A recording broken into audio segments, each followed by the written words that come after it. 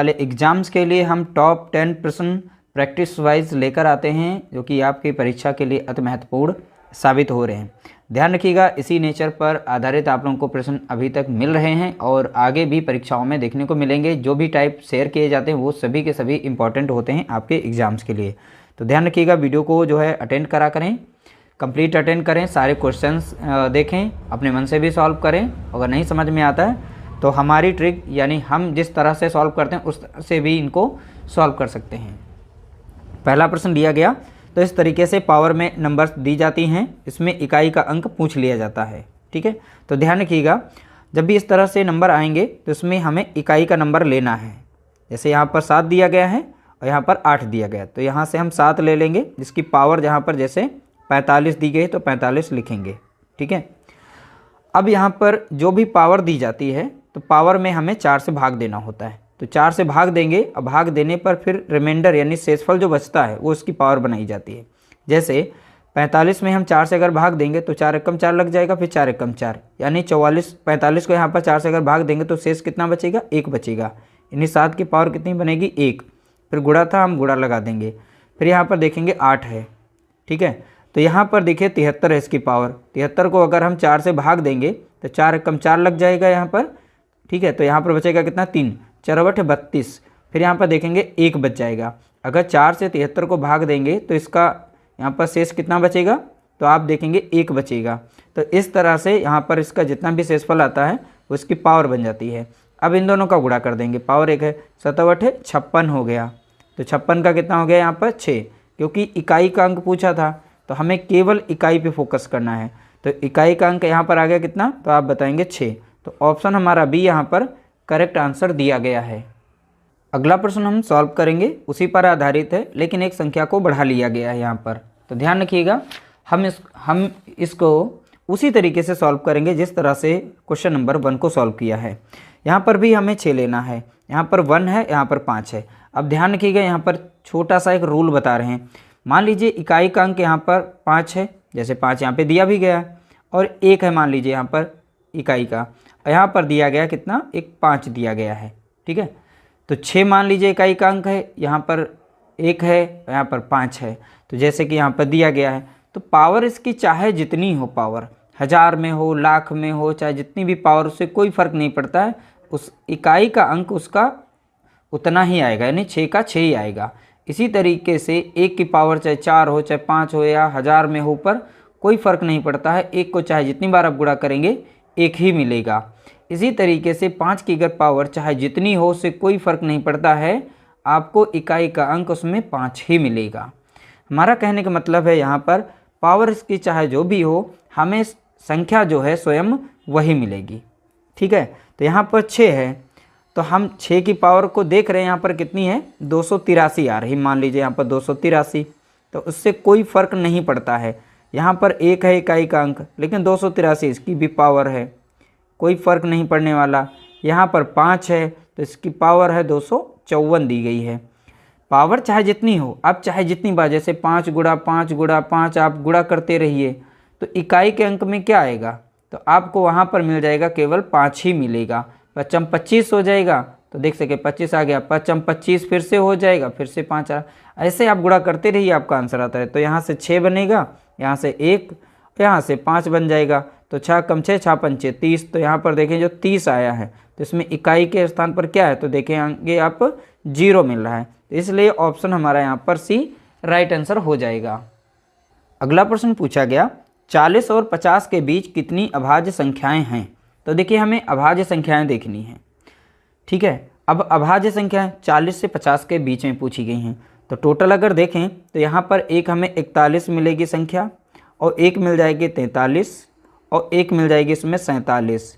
ये ऐसी 3 संख्याएं हैं जो केवल 2 ही गुणनखंड रखती हैं, एक से कर सकती हैं या स्वयं से कर सकती हैं, वही अभाज्य संख्याएं कहलाती हैं। तो यहाँ पर टोटल कितनी संख्याएं हैं, तो आप बताएंगे 3।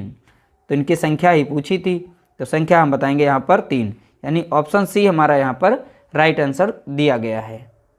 अगला प्रश्न पूछा गया, 70 और 144 तक 13 के सभी गुणजों का औसत क्या है। तो ध्यान रखिएगा, जैसे 70 दिया गया है, तो 70 से 144 के बीच में हमें बताना है। 13 के सभी गुणज यानी 13 का मल्टीपल कह सकते हैं, 13 से गुणा करने वाली। तो यहाँ पर 70 की अगली जो हमारी संख्या होगी जो 13 से कटेगी वो मिल जाएगा कितनी, तो आप बताएंगे यहाँ पर 78 मिल जाता है। ठीक है, तो इससे छोटी कोई संख्या है नहीं जो हमारी कट जाए यहाँ पर। तो हमारी जो सबसे छोटी जो 13 से कटने वाली संख्या है 70 के बाद आएगी, वो कौन सी होगी, 78 होगी। इसके बाद अगर संख्या देखें तो अगली संख्या हमें मिलेगी 91, या 13 से कट जाएगी। आप सभी में 13 जोड़ते जाइए 144 तक आप देख लीजिए कितनी संख्याएं मिल जाएंगी। यहाँ पे 13 का पहाड़ा पढ़ते जाइए, आगे बढ़ते जाइए आप। ठीक है, तो यहाँ पर मिल जाएगी अगली संख्या 104 मिलेगी, इसी तरीके से 117 मिलेगी, फिर 130 मिलेगी और 100 यहाँ पर 43 मिलेगी। अब देखिए यहाँ पर 70 से 144 के बीच में ही पूछा गया था, तो लास्ट संख्या हमारी कौन सी मिली, 143, और छोटी यानी पहली संख्या हमारी 78 मिली है। औसत बोला गया है निकालने के लिए, तो हमें यहाँ पर औसत निकालना है कैसे, तो देखिए यहाँ पर पहली संख्या और लास्ट संख्या इन दोनों का सम करना होता है और फिर उसके बाद 2 से गुणा करना, भाग देना होता है। तो 143 प्लस और यहाँ पर लास्ट वाली संख्या, देखिए लास्ट वाली संख्या हो गई, पहली संख्या जोड़ देते हैं तो ये हो गई हमारी लास्ट, ये हो गई हमारी पहली, इन दोनों को जोड़ेंगे 2 से यहाँ पर भाग दे देंगे, तो यहाँ पर हमें मिल जाएगा कितना, 221 मिलेगा। अब 2 से भाग दे देंगे और दशमलव में यहाँ पर है आंसर, तो दशमलव में निकालना पड़ेगा। 2 कम 2 कटेगा, 2 कम 2 लग जाएगा, 2 कम 2 लग जाएगा, छोटी है तो 2 0 में 0, 2 पंचे 10, यानी 110 दशमलव कितना आ जाएगा, 5 आ जाएगा। ऑप्शन सी हमारा यहाँ पर राइट आंसर दिया गया है। अगला प्रश्न पूछा गया, प्रथम 4 अभाज्य संख्याओं का औसत जो विषम है। देखिए प्रथम 4 अभाज्य संख्याएं हमें पता करनी, वो कौन सी, प्रथम 4 यानी स्टार्टिंग से हमें लेना है। तो पहली एक अभाज्य संख्या मिलेगी 3, दूसरी हमको अभाज्य संख्या मिलेगी 5, तीसरी हमें अभाज्य संख्या मिलेगी 7 और चौथी अभाज्य संख्या मिलेगी हमें यहाँ पर 11। तो ये यहाँ पर लगातार की अभाज्य संख्याएं हैं। तो प्रथम 4 अभाज्य संख्याएं, इनका हमें औसत बताना है। तो औसत निकालने के लिए इन सभी को हम आपस में जोड़ लेते हैं। ठीक है, तो इन सभी को आपस में जोड़ेंगे तो यहाँ पर कितना मिल जाएगा, देखिए 3 + 5 + 7 + 11 और डिवाइड कर देंगे जितनी संख्याएं हैं, तो 1 2 3 4 थी, तो 4 से इसको जोड़ेंगे तो मिल जाएगा हमें कितना, 26, और 4 से हम इसे भाग दे देंगे। तो 4 से लगा देंगे, 4 छंग 24 लग जाएगा, 2 बचेगा और 4 पंचे 20, यानी 6 दशमलव यहाँ पर कितना बनेगा, 5 मिलेगा। इसका राइट आंसर हो जाएगा ऑप्शन डी, हमारा यहाँ पर करेक्ट आंसर दिया गया है। अगला प्रश्न लिया गया, निम्नलिखित में से कौन सी संख्या 16 से विभाज्य नहीं है। अब देखिए 16 से इसमें कौन सी संख्या नहीं कट रही है। सबसे पहले हम यहाँ पर 16 के हम गुणनखंड करेंगे, तो 4 चौके 16 लिख सकते हैं। ठीक है, तो हमें अब संख्या चेक कर लेनी है। देखिए अब 16 का रूल ये होता है कि अगर 4 अंकों तक संख्या अगर 16 से कट रही है, 4 अंक की संख्या अगर 16 से कट रही है तो वो पूर्ण रूप से हमारी संख्या जो है कट जाएगी। लेकिन हम 4 की जगह पर पहले हम यहाँ पर 4 से चेक कर लेते हैं। और 4 से काटने का रूल ये है कि अगर पहला दूसरा पद यानी 2 अंक की नंबर अगर 4 से कट रहे हैं तो वो संख्या 4 से कट जाएगी। अगर 4 से कट जाएगी तो संभावना यह भी है कि 16 से कट जाएगी वो। अब ध्यान रखिएगा, इसमें हम चेक कर लेते हैं क्योंकि यहाँ पर 4 जो है 16 का ही गुणनखंड है, तो एक बार चेक कर लेते हैं। अब देखिए 4 से अगर इसको हम भाग दें यहाँ पर तो 4 कम 4 लग जाएगा और 3 बचेगा, 4 नाम 36, यानी 76 को अगर 4 से भाग देंगे तो ये कट जाता है। 4 से यहाँ पर 4 कम 4 बचेगा, यहाँ पर 2 और इधर है 8, 28 बचेगा। 4 7 28, यानी 4 से यह भी कट रही है। 4 चौके 16, यह भी कट रही है। यहाँ पर देखेंगे 26 आ रहा है, तो 4 से 26 को नहीं काट सकते हैं, तो यही संख्या हमारी नहीं कटेगी। तो देख सकते हैं हमने आसानी से चेक कर लिया यह 4 से नहीं कट रही, तो यानी कि 16 से भी नहीं कटेगी। तो इसलिए हमारा जो राइट आंसर होगा वो 16,826, यानी पहला ऑप्शन यहाँ पर राइट आंसर दिया गया है। अगला प्रश्न दिया गया, यदि 7 अंकों की संख्या, अब यहाँ पर 7 अंक इस तरीके से दिए और के यहाँ पर लिख दिया, के स्थान पे हमें संख्या बतानी है। तो यहाँ पर 44 से विभाज्य नहीं है। देखिए 44 से विभाज्य नहीं है और के का मान पूछा गया था इसमें। ठीक है, के का मान हमें बताना, के बराबर इसमें से कौन सी संख्या यहाँ पर रखेंगे। तो देखिए संख्या पहली दी गई यहाँ पर है, यानी संख्या दी है 42, 97 और 1 और के और 2 दिया गया है। तो देखिए यहाँ पर 44 दिया है, तो 44 के 2 गुणनखंड करेंगे। ठीक है, तो गैर चौक 44 होता है, गैर चौक 44। तो सबसे पहले हम यहाँ पर चेक कर लेते हैं 11 से रूल। तो 4 से हम चेक कर सकते थे रख के कि किससे कट रहा है। तो अगर 4 से यहाँ पर चेक करें तो लास्ट के 2 अंक कटने चाहिए। तो यहाँ पर k और 2 की जगह, k की जगह पर हम कोई भी नंबर रख सकते हैं। जैसे 4 रख दें यहाँ पर तो 42 बन जाएगा। तो क्या ये 42 संख्या 4 से कट जाएगी? नहीं कटेगी, 2 शेष बच रहा है। तो इसीलिए तो 4 तो रख नहीं सकते हैं। तो 4 को तो पहले ही हटा दो, क्योंकि अब इसमें से संख्या देखो 44 से संख्या वही कटेगी जो 11 से भी कट जाए, जो 4 से भी कट जाए। ठीक है, तो वो 44 से भी कट जाएगी। तो जब ये 4 से नहीं कट रही है 4 रखने पर यहाँ पर k की जगह पे, तो k बराबर तो 4 हो ही नहीं सकता, पहले ऑप्शन को काट देंगे। फिर 7 हमारा दिया गया है। अगर यहाँ पर k की जगह पर हम 7 रख देते हैं, ठीक है, और 2 यहाँ पहले से था तो 72 हो गया। तो 7 से अगर 4 से अगर भाग देंगे, ठीक है, 4 का रूल लगा रहे हैं, तो 4 कम 4 4 बटे 32, यानी 72 जो 4 से कट जाता है। यानी कि संभावना 7 की यहाँ पर हो सकती है। अब चलिए जब 4 से कट रही है 7 रखने पर यहाँ पर, ठीक है, तो हम 11 से भी देख लेते हैं। तो 7 हमारा एक बार कंफर्म हो गया, 4 से कट रही है। अब 11 से, अब 11 में रूल कहता है एक एक संख्या को छोड़कर जोड़ा जाता है, तो सबको जोड़ लेंगे। 9 1 10 4 14 और 16, कितना आ गया यहाँ पर? 16 आ गया। माइनस किया जाता है अल्टरनेटिव जो बची हुई नंबर्स होती इनका। तो यहाँ पर कितना हो जाए? 7 2 9 और प्लस यहाँ पर k रहेगा। अब k के स्थान पर नंबर हम 7 को रख के देख लेते हैं। अगर k की जगह पे 7 को रखें तो 9 और 7 कितना हो गया यहाँ पर? 16, माइनस था और इधर 16, तो 16 16 यहाँ पे कट गया तो 0 आ गया। तो यह भी संख्या हमारी 11 से कट जाएगी। तो 4 से भी कट गई, 11 से भी कट गई, यानी कि हमारा करेक्ट आंसर जो होगा वो यहाँ पर 7 होगा। तो इस तरीके से हमने चेक कर लिया, 7 हमारा यहाँ पर राइट आंसर दिया गया है।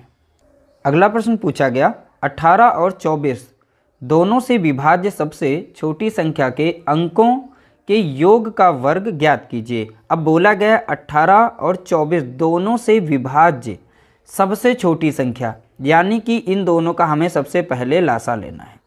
18 और 24 का हमें लासा लेना है। तो इन दोनों का लासा लेने के लिए ध्यान रखिएगा, जो सबसे बड़ी संख्या हो उसका मल्टीपल आप कर लीजिए, उनके गुणा जो लिखे।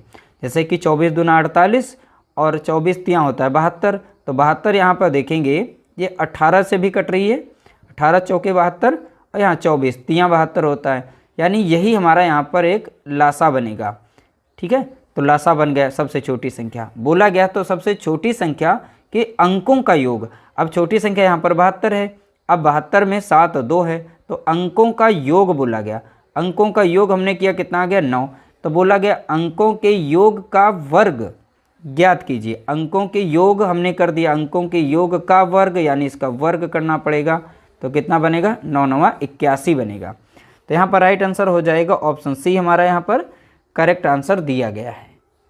अगला प्रश्न लिया गया, उस सबसे बड़ी संख्या के अंकों के बीच अंतर ज्ञात कीजिए जो 144 216 को पूर्णतया विभाजित कर सकती है। जब भी बात करें किसी भी संख्या को पूर्णतया विभाजित कर सके, 2 या 2 से 3 संख्या दी गई हो उनको विभाजित करने की बात कहे तो समझ जाना वहाँ पर हमें मासा निकालना है। ठीक है, तो यहाँ पर हमें मासा ज्ञात करना है 144 और 216 का मासा निकालना बहुत ही सिंपल है। तो अब छोटी वाली संख्या से बड़ी वाली संख्या को भाग दे दें, सीधा सीधा मासा निकल आएगा। तो एक बार में लग जाएगा। तो 144 यहाँ पर हुआ, 6 से 4 जाएगा बचेगा 2, यहाँ पर बचेगा 11, 11 से 4 जाएगा बचेगा कितना? 7। अब जो शेष बचता है ऊपर वाली संख्या को डिवाइड किया जाता है। अब 144 यहाँ पे रखा जाएगा और यहाँ 72 दूना लग जाएगा कितना? 144 लग जाएगा। तो इस तरह से यहाँ पर जो 72 आया है ये लासा है। बोला गया उस सबसे बड़ी संख्या के अंकों के बीच का अंतर। अब वो संख्या सबसे बड़ी कौन सी है? तो आप देखेंगे 72 आ गई है, तो 72 के अंकों के बीच का बोला अंतर। तो 72 है यहाँ पर 7 और 2 से बना, इनका अंतर जो निकालेंगे दोनों अंकों का तो कितना आएगा? 5 आएगा। यही यहाँ पे पूछा गया, तो ऑप्शन हमारा डी यहाँ पर करेक्ट आंसर हो जाएगा। ऑप्शन डी हमारा राइट आंसर। अगला प्रश्न लिया गया, 31 गुणा 32 गुणा 33 को 5 से भाग देने पर शेषफल कितना होगा? देखिए यह प्रश्न बहुत ही सिंपल सा क्वेश्चन होता है, तो ध्यान रखिएगा। अब यहाँ पर 31 गुणा दिया, बहुत ही ट्रिकी क्वेश्चन है और सिंपल तरीके से सॉल्व करेंगे तभी हमारा आंसर जो है मात्र 5 सेकंड में आएगा। इसका 5 से डिवाइड करने की बात कर रहा है, 5 से भाग देने पर शेषफल कितना होगा? तो हमें सभी को गुणा करके नहीं करना, बहुत ही सिंपल तरीके। आप 5 से सीधे भाग करिए यहाँ पर और शेषफल जो बचे ऊपर लिखिए। 5 छक्का 30, यहाँ पर है 31, तो शेषफल कितना बचेगा, तो आप देखेंगे 1 बचेगा यहाँ पर। अब 5 छक्का 30, यहाँ पर है 32, 30 इसमें से गया, बचा कितना यहाँ पर 2 बचा है शेषफल, ठीक है। अब 50 सत्ते 35, या सॉरी यहाँ पर 33 होगा। 5 छक्का 30, तो यहाँ पर कितना हो जाएगा, तो ऊपर 3 हो जाएगा। तो इस तरह के शेषफल देख सकते हैं, यहाँ पर 3 बच गया था, यहाँ पर 2 बचा यहाँ पर। अब इन शेषफल का यहाँ पर गुणा कर देंगे, सीधे 5 यहाँ पर लिखिए और इनका गुणा करिए। 3 दूना 6, 6 कम 6, यहाँ पर कितना आ गया 6। अब 5 का पहाड़ा इसमें लगाइए, कितनी बार जाएगा, तो 5 अक्कम 5, तो यहाँ पर है 6, तो 1 बार लग जाएगा। शेषफल कितना बचेगा, अब 1 बचेगा। यहाँ पर देखेंगे जब 5 से यहाँ पर 6 को भाग देंगे, 1 बार लगाएंगे, 5 अक्कम 5 लग जाएगा, तो बचेगा कितना 1। यही तो यहाँ पर इसका रिमाइंडर है, तो रिमाइंडर कितना आ गया, यानी शेषफल कितना आया 1 आया। तो इसी तरीके से पूछा गया तो हमने रिमाइंडर निकाल लिया। 6 में 5 से भाग देंगे, शेषफल कितना बचेगा 1। तो हमारा राइट आंसर निकल चुका है, ऑप्शन हमारा बी करेक्ट आंसर दिया गया है। इस तरह से टोटल हमने टॉप 10 प्रश्नों को शेयर किया। वीडियो कैसा लगा, कलेक्शन कैसा लगा, कमेंट करके बताइएगा। वीडियो अच्छा लगा तो लाइक कर देना, शेयर